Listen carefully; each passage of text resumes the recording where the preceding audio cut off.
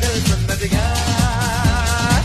பிறந்தேன் பிறந்தேன் இன்று மறுபடி பிறந்தேன், கொஞ்ச காலமாய் மண்ணில் நான் இல்லை. ஒரு துளியானே முன்னாலே இன்று கடலானே, பெண்ணாலே என் உயிரெல்லாம் தேனாக ஒரு வார்த்தை சொன்னாலே.